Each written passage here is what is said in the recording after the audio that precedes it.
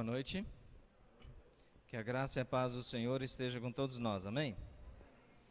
Bom estar com vocês mais essa noite, uma noite de quinta-feira. Eu imagino que muitos enfrentaram alguns desafios do trabalho, trânsito e outras coisas mais para estarmos aqui nessa noite. Mas eu creio que Deus, Ele recompensa todo o esforço.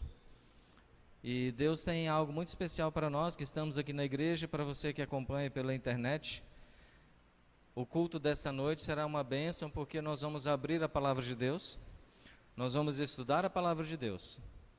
E o Espírito Santo, toda vez que nós abrimos a palavra de Deus com o intuito de estudar e aprender, ele atualiza esta mensagem em nossa mente, em nosso coração. Ele potencializa o resultado, porque Ele tem esse poder de transformar todas as coisas. Antes de continuarmos, eu gostaria de perguntar se nós temos entre nós aqui um juvenil que ama estudar a lição da escola sabatina. Temos? Que estuda a lição da escola sabatina? Temos algum juvenil? Se não tiver, então eu vou levar de volta para casa. Tem alguma família, algum pai ou mãe, talvez o filho não está aqui, e que gostaria de ter a lição do próximo trimestre para os juvenis? Se tiver, é só manifestar. Se não tiver,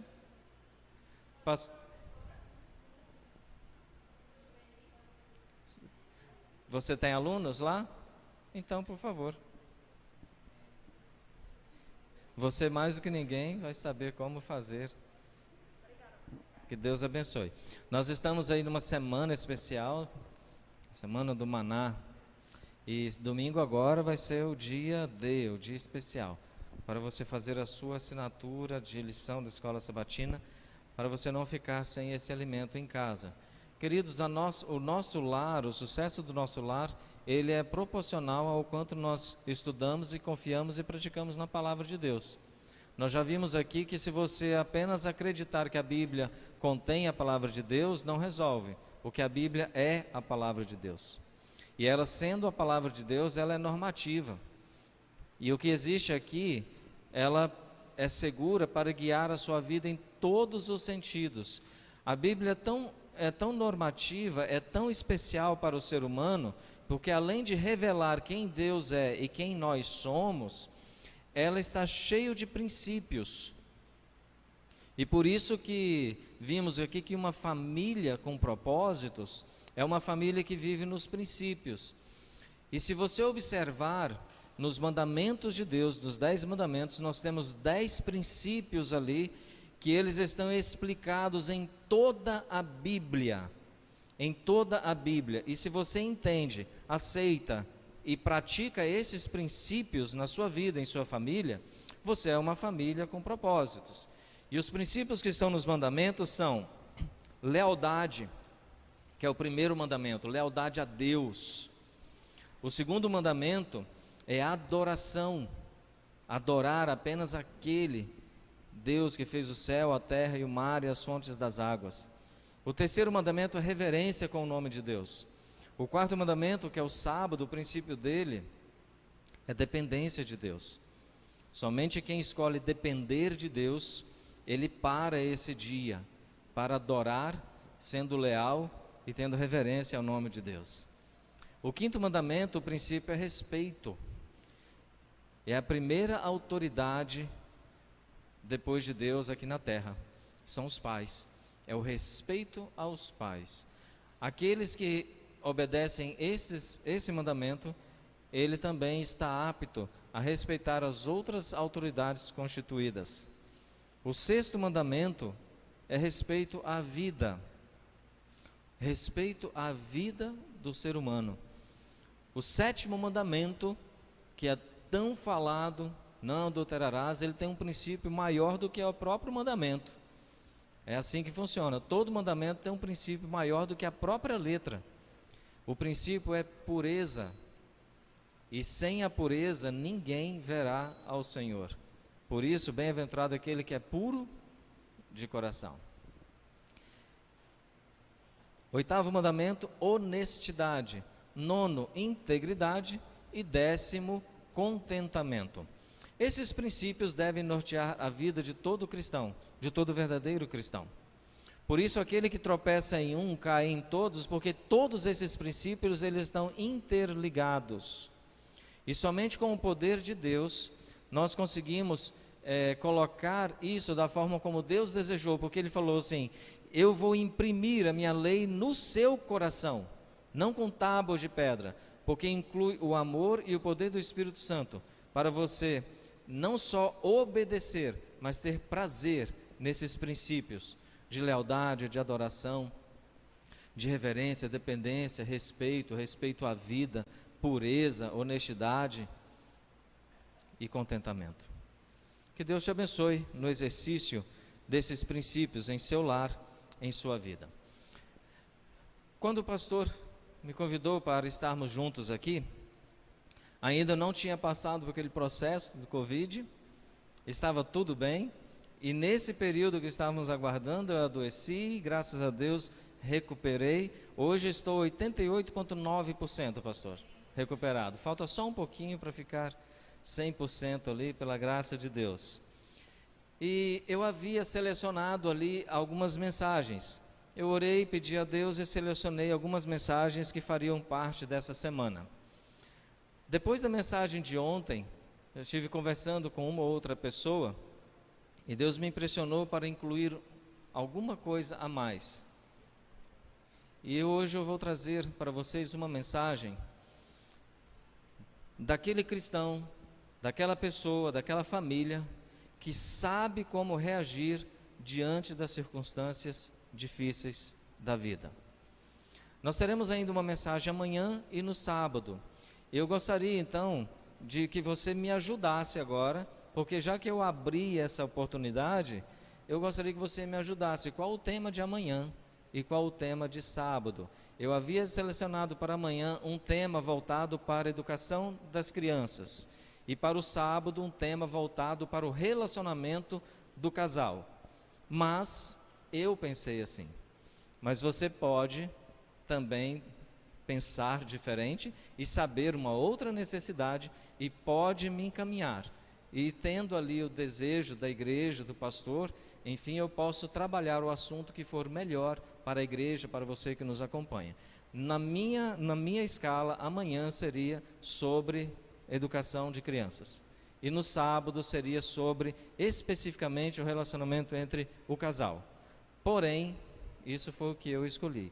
Se você tem outra ideia, converse aqui com os líderes, fale com o pastor, me avise, isso pode ser mudado, se assim vocês preferirem. Tudo bem? Ok? Amém. Abra sua Bíblia no livro de 2 Coríntios. Paulo foi um homem que soube, por exemplo na sua própria vida, o que é padecer. Sempre falamos de Jó em suas dificuldades. Porém, Paulo foi um homem também que teve muitas perdas. Ele teve muitas dificuldades.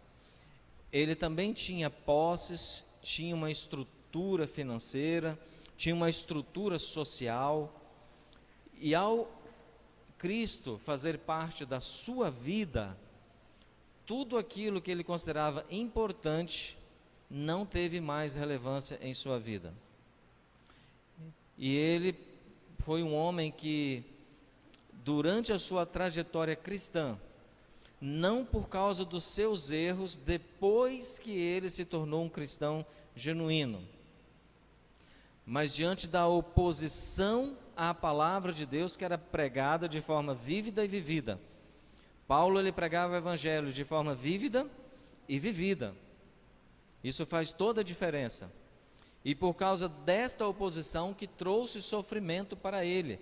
Sabe, Paulo, diante disso, ele tem dicas muito importantes. Ele diz assim: olha, se você sofre porque você errou, olha, você não tem reclamar de nada, você errou e está sofrendo. Mas se você sofre e não deve tenha por isso motivo de grande alegria. Mas na sua vida, nos seus escritos, ele mostra por quê. E ele mostra também que Deus, ele tem o poder e o desejo de nos ajudar a resolver os problemas que nós mesmos criamos, estamos sofrendo por isto, e resolver também os problemas que nós adquirimos por sermos fiéis a Ele. Na teologia da prosperidade existem umas coisas aí que não são bíblicas. Olha, venha para Jesus e todos os seus problemas serão resolvidos. Na realidade, às vezes, surgem outros problemas que você não tinha. Porém, nós temos um entendimento e uma promessa bíblica que todas as coisas cooperam para o bem daqueles que amam a Deus, daqueles que são chamados segundo o seu propósito. Por isso, nessa noite, nós vamos estudar um pouco, lendo esse texto, entendendo sobre as circunstâncias difíceis. E você e eu vamos detectar as circunstâncias difíceis da minha vida. É porque eu sou um fiel cristão? Amém. Porque isso agrada a Deus. Isso é um testemunho e Ele conhece, Ele sabe e Ele irá me manter em pé. Mas se as circunstâncias difíceis são devido às minhas próprias atitudes, então Deus tem um recado para mim e para você hoje. Porque se eu continuar tendo a mesma atitude, não vai mudar a circunstância. Eu preciso mudar. Assim como os discípulos também deixaram alguma coisa para receber Jesus, muitas vezes nós temos que deixar alguma coisa que está ocupando a nossa mente e o nosso coração, para que aquele espaço seja preenchido por Deus e a sua palavra. Por isso, Ellen White, eu já mencionei para vocês, Ellen White diz que a maior luta a ser travada na vida de uma pessoa é a luta contra o próprio eu.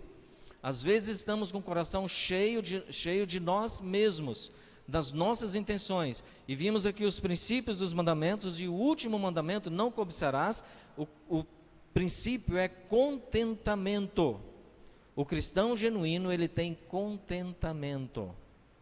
Sabe, o pastor estava em outra igreja, quando eu fui apresentado aqui, e eu não vou dizer quem é que apresentou, mas eu estou olhando para ela, ela está com um vestido rosa, e esteve aqui na frente agora há pouco, mas não vou dizer quem é.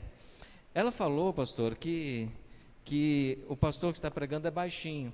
Eu falei, não é baixinho, eu tenho menos de 1,80 m. Menos de 1,80 m. Mas olha só,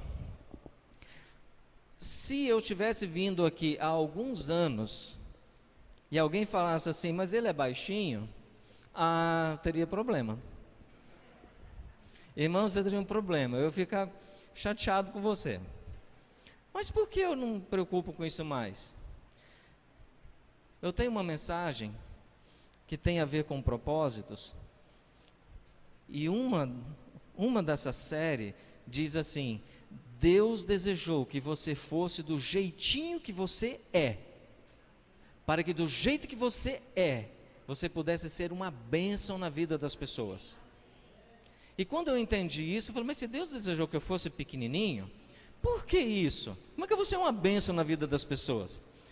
E ele foi me mostrando, e sabe, eu não tenho tempo para dizer, não é o tema da mensagem de hoje, mas para você entender como funcionam as coisas. A minha esposa, eu sempre comentava com ela sobre os complexos de inferioridade, reclamava disso, reclamava daquilo e tal, e um dia ela falou assim, bem, você não entende uma coisa. Falou o quê? Eu gosto de você do jeito que você é, eu não gosto de homem alto. Ah, é? Falei, eu não gosto de homem alto. Homem alto eu não gosto, eu gosto assim, na medida certa. Eu falei, uau, que legal. Então você não gosta de homem alto? Não. Que maravilha. Ela gosta de homem baixo. Falei, então, ponto para mim. Se eu tivesse mais de 1,80 m, eu acho que eu não ia mexer no coração dela. Como eu tenho menos de 1,80 m, pastor, esse já foi um tópico. E um outro detalhe, quando nós nos conhecemos, quando eu tinha 17 anos apenas, lá na minha família, pelo menos com meu pai e comigo, é o contrário. Se você pegar uma foto minha quando eu tinha 5, 6 anos de idade, o meu cabelo era branco igual leite. Era branquinho, igual um vovozinho, branco, mais branco. Quando eu tinha 17 anos, que ela me conheceu, eu era loiro. O sol batia e refletia aquele loiro dourado, assim. Ela encantou com isso, sabe? Ela ficou assim, chegou a, uau, baixinho e com cabelo desse, né? Aí hoje eu estou com 49, ele está dessa cor. Meu pai tem 80 anos e o cabelo dele é preto. Eu falei, mas então é o contrário, meu cabelo não vai ficar branco, ele vai ficar preto. Não sei, talvez eu vou ter que fazer alguma coisa ali para descolorir um pouco, para ela olhar assim e lembrar do nosso início ali. Mas enfim, esse não é o principal, a aparência. Mas você já pensou quantas pessoas elas estão reagindo e não gostam do seu próprio corpo, não gostam da sua altura, da sua voz, não gostam disso, não tem contentamento e sofrem. E quando você descobre o propósito de Deus para a sua vida, você vai entender que Deus desejou que você fosse exatamente assim, porque é ali que você vai glorificá-lo. Porque quando Jesus voltar, nós não teremos mais esse corpo corruptível, nós teremos um corpo incorruptível, cheio de glória, e nós não teremos mais esses desníveis. E um detalhe, uma vantagem de eu ser pequeno: o pastor Leonardo, quando ele estiver no céu, ele vai crescer até uma certa estatura. Vamos supor, pastor, que você demore uns 1000 anos para chegar até a estatura de Adão. Eu vou levar pelo menos uns 2000. Então, nesse período que a gente vai se encontrar, você já chegou no limite, e eu continuarei crescendo. Todas vezes que você me vê, Vandés, você está crescendo mais, oh glória, então vai estar crescendo, até no céu eu vou ter uma vantagem, e Deus vai me abençoando ali. Enfim, é você descobrir o propósito para a sua vida, o propósito, sabe? Eu conheci pessoas que se casaram e tiveram filhos, e o filho veio com síndrome de Down, e quando soube aquele problema, aquele desgosto, aquela insegurança na família, e um pastor iluminado por Deus foi a essa família e disse: olha, algumas famílias recebem filhos, outras recebem anjos. E aquele pai que estava angustiado, hoje ele fala de todas as formas: este filho veio para me salvar, ele é um anjo na minha vida. Observe, queridos, todos nós temos um propósito.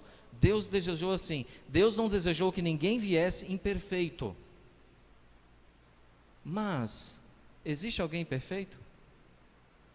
O pecado fez isso. Mas Ele prometeu nos levar à perfeição novamente. Começa aqui. Começa com a sua decisão hoje. Por isso, 2 Coríntios capítulo 11,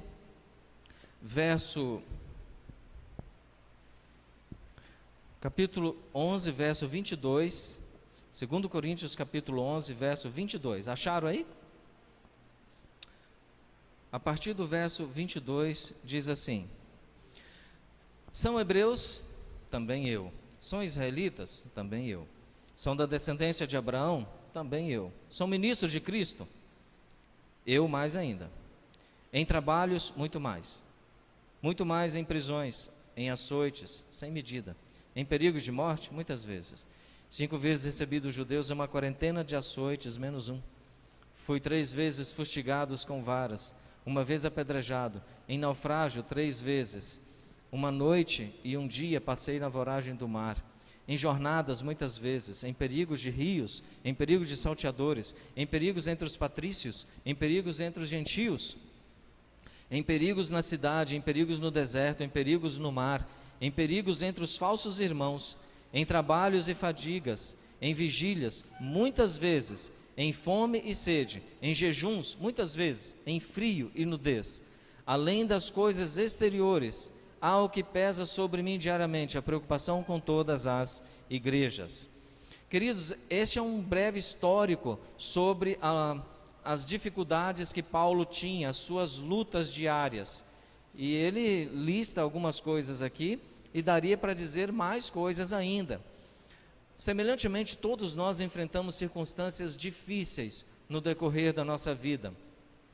Alguns com mais intensidade, outros com menos. O que difere de pessoa para pessoa, além da intensidade da dificuldade, é a reação que cada indivíduo apresenta diante das provocações ou das provações da vida. Devemos aprender a reagir com grandeza. Eu não gosto muito da palavra reagir, mas o dicionário, ele corrobora com esse sentido da mensagem, reagir com uma resposta à altura da provocação, da situação para resolver o problema.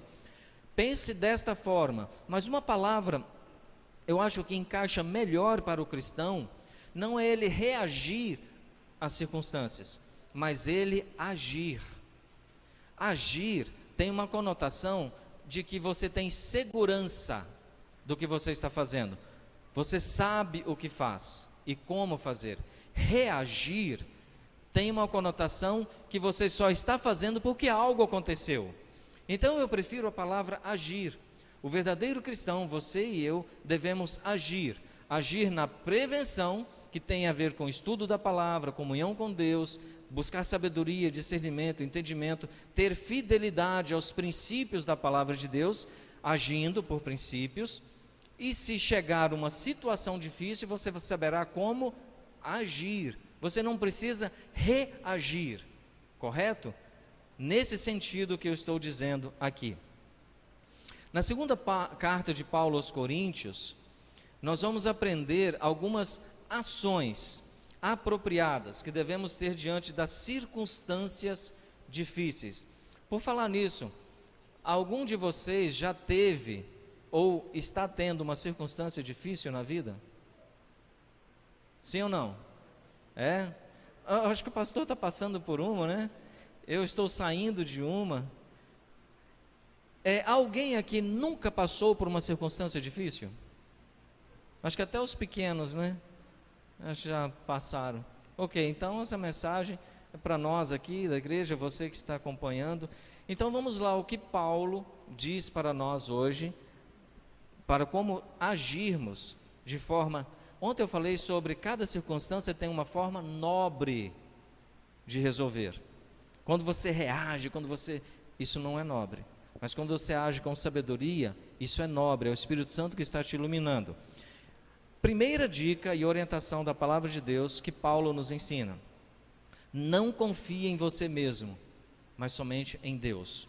2 Coríntios capítulo 1, você já está no 2 Coríntios, volta algumas páginas, 2 Coríntios capítulo 1, verso 8 a 10. Quem se lembra a primeira dica? Não confie em si mesmo, mas somente em Deus. 2 Coríntios capítulo 1, verso 8 a 10, diz assim: porque não queremos, irmãos, que ignoreis a natureza da tribulação que nos sobreveio na Ásia, porquanto foi acima de nossas forças, a ponto de desesperarmos até a própria vida.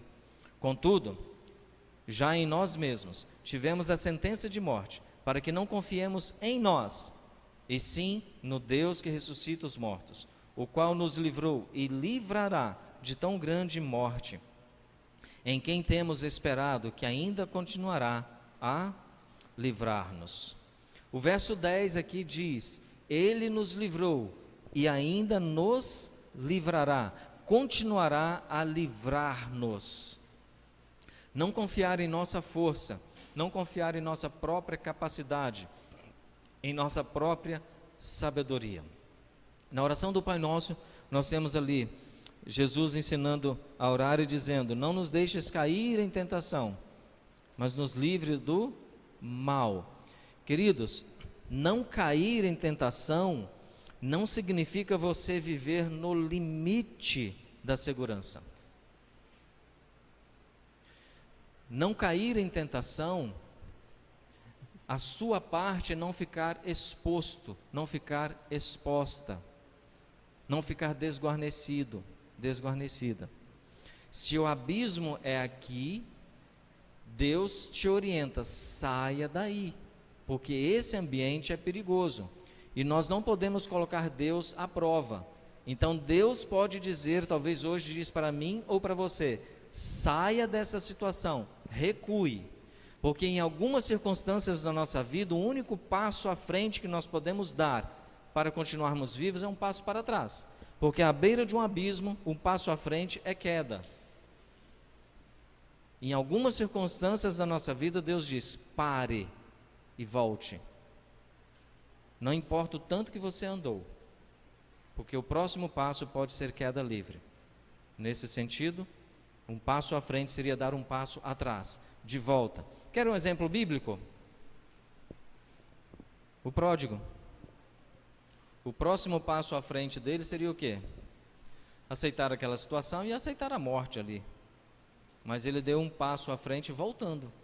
Voltou para a casa do pai, e onde os seus problemas foram resolvidos.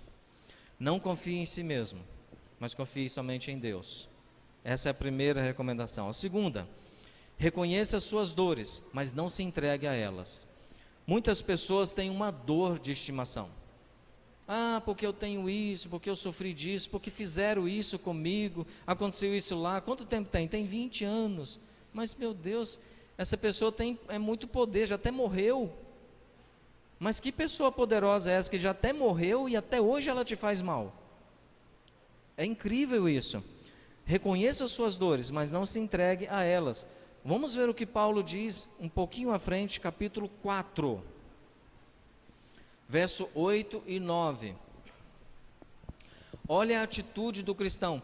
Paulo não está dizendo aqui que aqueles que confiam em Deus, que esperam em Deus e obedecem a sua palavra, eles serão de uma certa forma imunes a tudo. Não, nós vimos aqui que ter luz é ter conhecimento.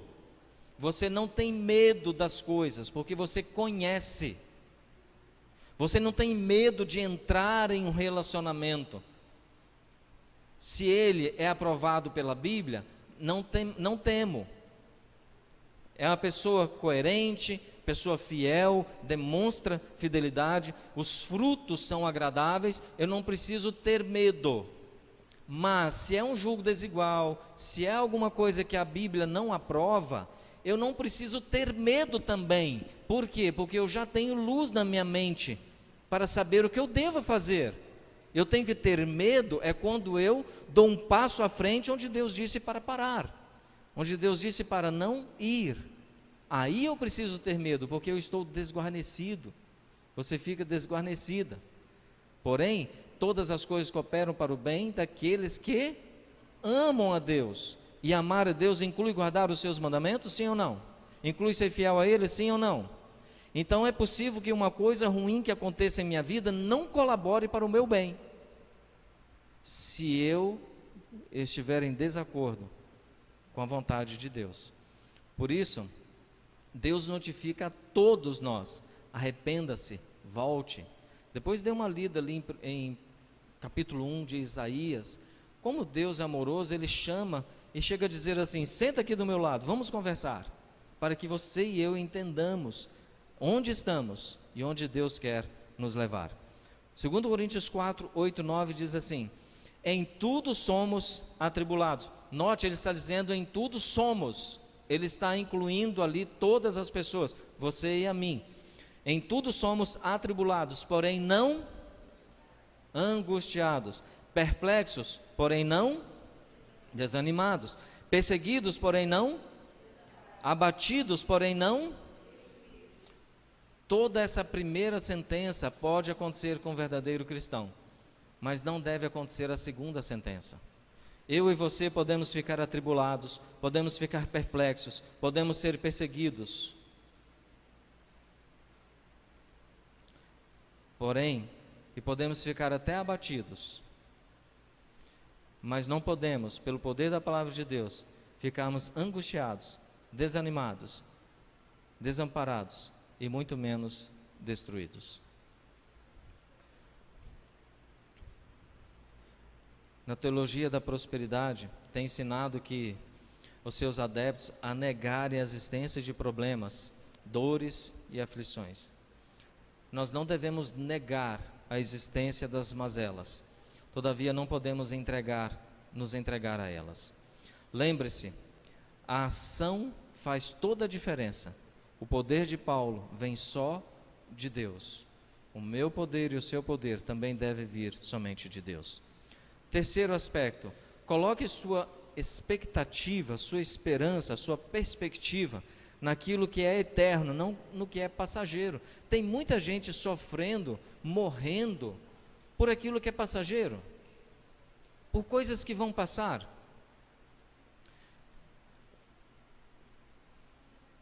Eu e você fomos criados para sermos eternos, se quisermos. Agora você já parou para pensar que diante da promessa que Deus tem de ressuscitar-nos dos mortos e vivermos eternamente com Ele, mesmo diante dessa promessa, muitas vezes as coisas passageiras tiram até a alegria da salvação? Davi, no Salmo 51, ele passou por isso. Ele fez ali uma confissão a Deus. Davi, naquele momento, ele não tinha mais alegria. Por isso ele diz assim: restitui-me, Senhor, a alegria da tua salvação. Cria em mim, ó Deus, um coração puro, um espírito inabalável. Cria em mim, Senhor. Ele também disse: se eu houvesse contemplado a vaidade, se eu não tivesse confessado, não poderia ver a glória de Deus. Por isso, meus queridos, não vale a pena, falando de uma forma assim, que envolve somente a nossa mente, não vale a pena perdermos o brilho daquilo que é eterno, por causa de alguma coisa que é passageira. Eu costumo dizer para os pastores, digo assim: você está bem aqui nesse distrito? Estou, pastor, estou uma bênção aqui. Olha, você está feliz? Estou muito feliz, pastor. Eu digo assim: olha, mas vai passar. Da mesma forma, você está passando problema? Estou, pastor, estou tendo dificuldade disso, daquilo. Vai passar. Por quê? Tudo isso é passageiro. A alegria desse mundo é passageira. A tristeza desse mundo é passageira. E lá em Apocalipse capítulo 21, João, pelo poder de Deus, por revelação de Deus, ele diz assim: vi, o quê? Um novo céu? E lá ele disse que nesse novo céu, nova terra, tudo se fez novo. Não há mais dor, não há mais pranto, não há mais morte. Tudo se fez novo. Reconheça suas dores, mas não se entregue a elas. Coloque sua perspectiva naquilo que é eterno, não no que é passageiro. 2 Coríntios capítulo 4, 16. Você já está no capítulo 4, vai para o verso 16. Diz assim: por isso, não desanimamos. Pelo contrário, mesmo que o nosso homem exterior se corrompa, contudo, o nosso homem interior se renova de dia em dia. Porque a nossa leve e momentânea tribulação produz para nós eterno peso de glória, acima de toda a comparação. Não atentando nós para as coisas que se veem, mas nas coisas que se não veem, porque as que se veem são temporais, e as que não se veem são eternas. O que tem alimentado sua mente, o seu coração? Aquilo que é eterno ou aquilo que é passageiro? Onde está a sua esperança? Naquilo que é eterno ou naquilo que é passageiro? Nunca, queridos, devemos perder de vista que estamos aqui neste mundo de passagem, que o nosso verdadeiro investimento deve ser nas coisas espirituais e não nas coisas materiais e temporais. Quarto, seja um exemplo para aqueles que dependem de você e se inspiram em você. Existem pessoas que dependem de você, lá na sua casa, entre os seus familiares, aqui na igreja, lá no seu trabalho. Você nem sabe, mas elas te observam, porque você se declarou algum dia ser um adventista do sétimo dia, temente a Deus. E essas pessoas estão aí fora sedentas. Eles querem ver um fiel discípulo do Senhor, uma fiel discípula do Senhor. E você é um exemplo. E tem pessoas que dependem do seu exemplo. 2 Coríntios capítulo 6, verso 4. Mas um pouquinho à frente, diz assim, 2 Coríntios 6, verso 4. Pelo contrário, em tudo recomendando-nos a nós mesmos como ministros de Deus, na muita paciência nas aflições, nas privações, nas angústias, nos açoites, nas prisões, nos tumultos, nos trabalhos, nas vigílias, nos jejuns, na pureza, no saber, na longanimidade, na bondade, no Espírito Santo, no amor não fingido, na palavra da verdade, no poder de Deus, pelas armas da justiça, quer ofensivas, quer defensivas, por honra ou por desonra, por infâmia e por boa fama, como enganadores e sendo verdadeiros, como desconhecidos, entretanto bem conhecidos, como se estivéssemos morrendo e contudo eis que vivemos, como castigados, porém não mortos, entristecidos, mas sempre alegres, pobres, mas enriquecendo a muitos, nada tendo, mas possuindo tudo. Um complexo paradoxo. Aos olhos do mundo é toda a primeira sentença, aos olhos de Deus é toda a segunda sentença. Às vezes para o mundo você não tem nada, mas para Deus você tem tudo. Por isso, queridos, pensamento negativo, negativismo, baixa autoestima, insegurança, etc., etc., geralmente se herdam ainda na infância, por influência de pessoas que nos cercam, principalmente dos familiares. Você que é pai, mãe, ou responsável por um filho ou por uma pessoa, essas pessoas, mesmo que você não queira, estão te copiando. Você que é líder da igreja, as pessoas estão te observando, como você age para te copiar. Sempre existem pessoas que dependem de nós, que se inspiram em nós, que possamos ser o tipo de influência positiva, como Paulo foi. Eu gostaria que nesse momento você recebesse um pequeno artigo. Eu imprimi algumas folhas e pedi que fosse distribuído. Nós não vamos ler isso agora, eu vou apenas explicar e você pode levar para casa e ler em casa. Esse artigo é de Stephen Covey e o título dele é Princípio 90-10. Eu não vou ler, eu vou apenas explicar. Esse princípio diz que 10% de tudo que acontece em sua vida, você não tem controle sobre aquilo. É igual o dízimo. 10% de tudo que você recebe, você não tem controle sobre ele. Ele pertence a Deus. Você pode até usurpar, mas ele não me pertence, não te pertence. Da mesma forma, cerca de 10% de tudo que acontece em sua vida, você não tem controle sobre aquilo. Por exemplo, você marcou sair com a família no domingo de manhã. E no domingo, às 5 da manhã, começou a chover e não parou mais. Você tem controle sobre isso? Não. Mas você tem controle sobre a sua reação. Você pode ficar o dia inteiro reclamando, falando, xingando, um monte de coisa. Não vai ajudar nada. Nada. Então, 10% você não tem controle. Mas são esses 10% que geralmente amargam a vida das pessoas. Justamente por ele não ter controle sobre aquilo, ele não sabe como agir. Não tem controle. Você está passando no trânsito, fazendo tudo certinho, alguém te fechou. Você tem controle sobre aquilo? Não.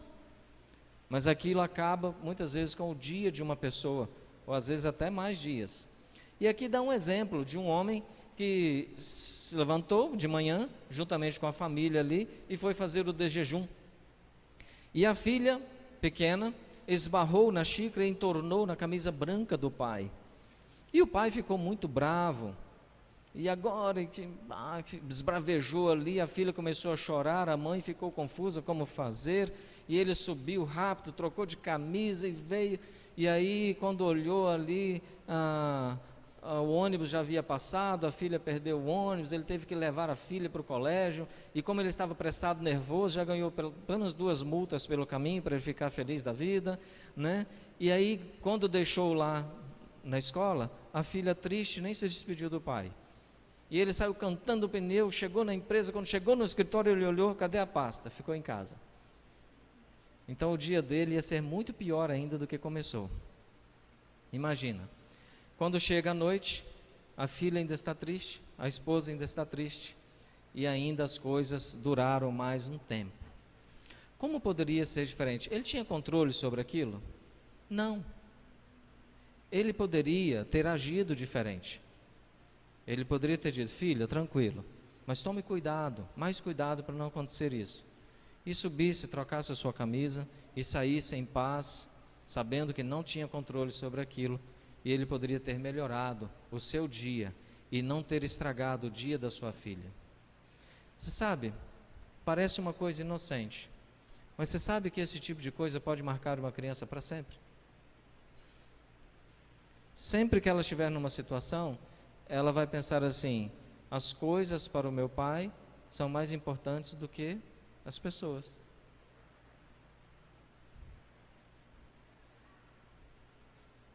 Eu estava fazendo um estágio em Limeira, São Paulo.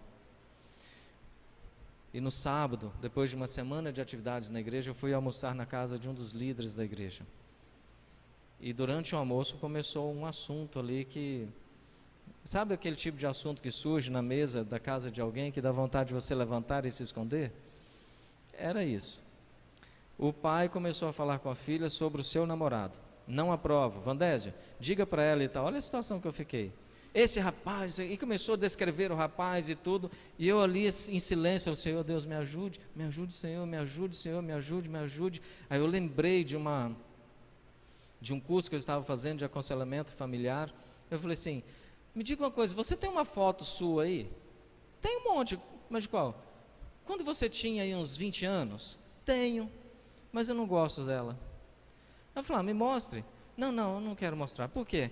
Não, porque eu era cabeludo, era assim, não sei o que tem e tal. Exatamente como o rapaz.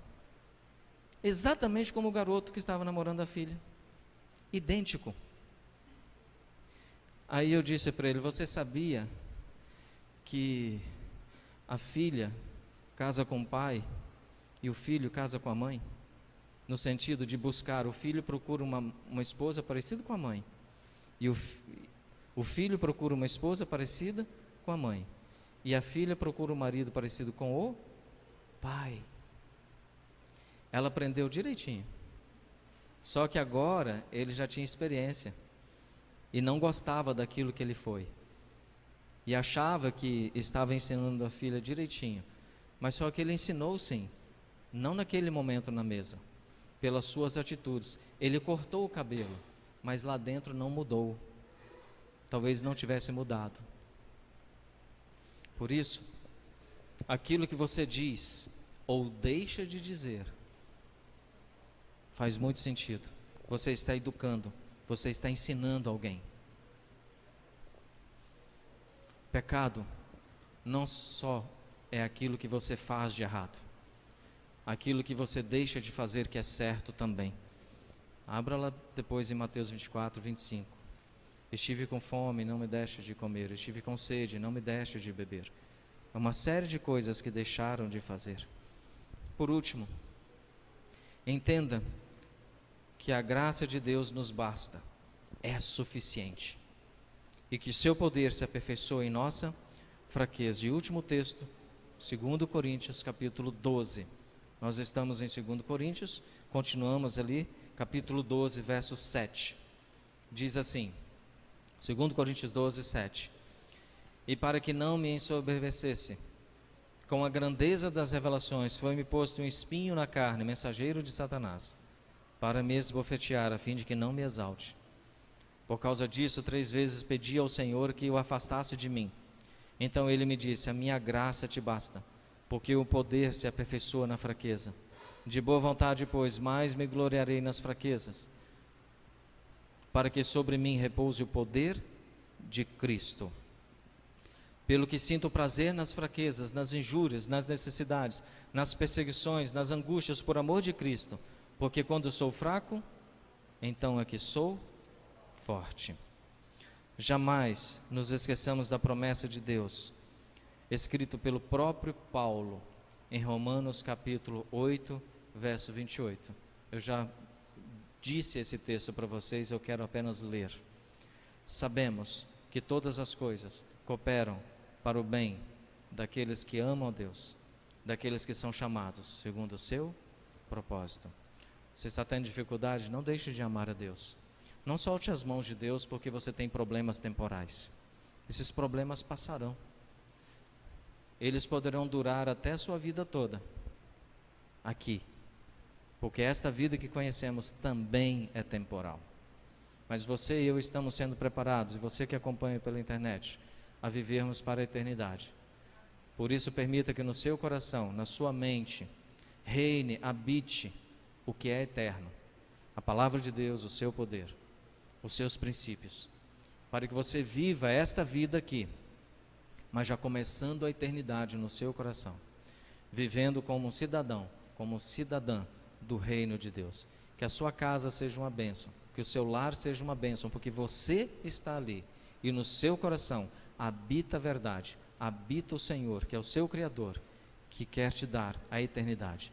Nós vamos ouvir uma música agora, e durante a música gostaria que você meditasse nesses 5 princípios, 5 conselhos. Não confie em si mesmo, reconheça as suas dores, mas não se entregue.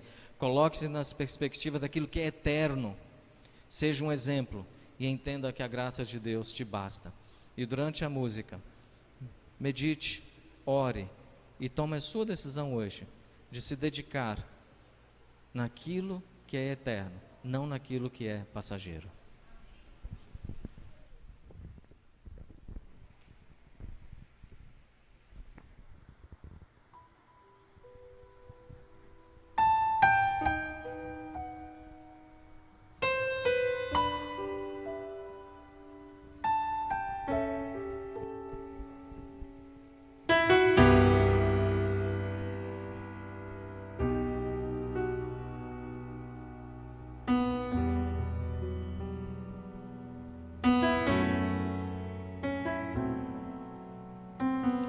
Senhor meu Pai, ouve meu chorar.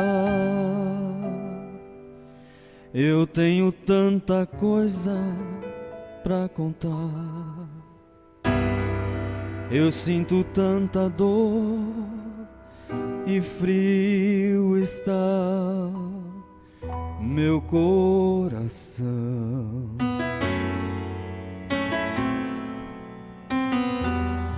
Eu tenho tanto pra vencer em mim, mas não consigo tua voz ouvir. Preciso ter certeza que tua mão me guiará.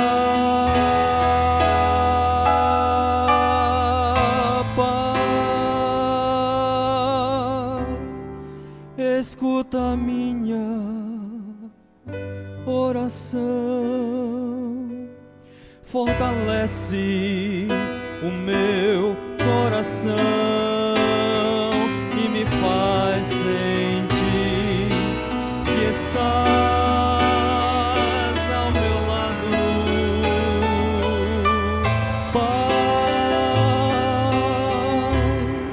Eu só quero entender o teu amor. Eu quero ser aquilo que não sou capaz. Eu quero ter em minha vida o teu calor.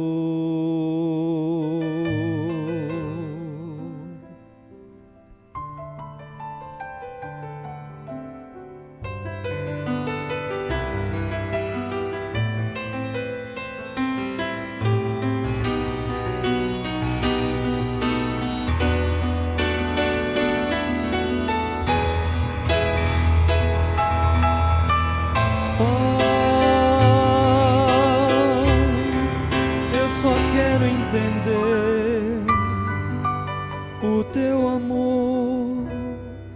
Eu quero ser aquilo que não sou capaz.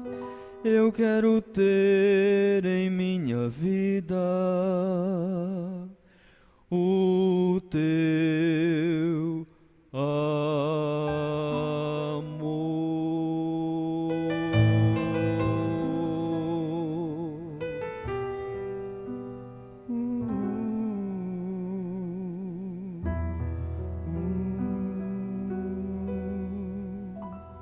Amém, Senhor. Podemos orar nesse momento? Eu espero que nessa noite, a mensagem, o encerramento dessa mensagem com a melodia que foi cantada, faça diferença na sua vida. Eu não sei quais os tipos de dificuldades você tem passado ou ainda vai passar. Eu não sei também se as dificuldades, elas são consequências ou se é algo que você não tem controle. Mas eu sei que para qualquer uma das circunstâncias, Deus tem um propósito e Deus tem uma solução. Aquilo como Paulo disse, somos em tudo atribulados, mas não angustiados. Estamos perplexos, mas não desanimados. Abatidos, mas não destruídos. Perseguidos, mas não desamparados. Você não está desamparado. Você não está desamparada. Deus não pôde impedir as maquinações do inimigo contra José e contra Daniel, mas eles permaneceram fiéis. E Deus foi fiel a eles. E eles foram recompensados ainda nesta vida. E para Daniel ainda Deus disse assim: Daniel, você é muito amado. Você vai morrer, Daniel. Você vai morrer como todo outro ser humano, todos os outros. Mas, no fim dos tempos, eu te chamarei para você receber a sua recompensa. Porque Daniel entendeu isso. Daniel, ele focou a sua vida desde jovem naquilo que era eterno. Ele não quis as glórias desse mundo, apesar de ser imposto a ele, mas ele não observou o que era desse mundo, mas ele focou naquilo que era eterno. José, da mesma forma, até mesmo no momento em que ele foi tentado a ser aquele cara, aquele que conquistou a mulher do chefe, ele falou: não, porque faria eu tão grande mal contra o meu Deus. Ele tinha o princípio da pureza no seu coração. Daniel tinha o princípio, entre os outros, contentamento e dependência de Deus no seu coração. Que esses princípios estejam em sua vida, em seu lar, e que você foque não no que é temporal, porque isso passa. Está bem? Vai passar. Está ruim? Vai passar também. Mas aquele que espera no Senhor, ele vive para sempre. Querido Deus, eterno Pai, estamos nessa noite, estudamos a Tua palavra, e a nossa decisão nessa noite é firmarmos os nossos pés e a nossa mente naquilo que é eterno. Assim como diz o salmista: eleva os meus olhos para o monte, de onde virá o meu socorro vem do Senhor. O Senhor é eterno, e nós queremos, ó Pai, focar no Senhor. O Senhor também é amor, e nós queremos, ó Pai, sermos alimentados diariamente pelo seu amor. Suplicamos mais uma vez que perdoe os nossos pecados e nos dê a paz que excede todo entendimento. Suplicamos também, Senhor Deus, que nos ajude a amá-lo cada dia mais, para que essa promessa de Romanos 8 seja vivenciada em nossa vida também, para que todas as coisas cooperem para o nosso bem, porque amamos ao Senhor e guardamos os seus mandamentos. Despeça-nos em paz, nos dê uma noite agradável, em nome de Jesus. Amém.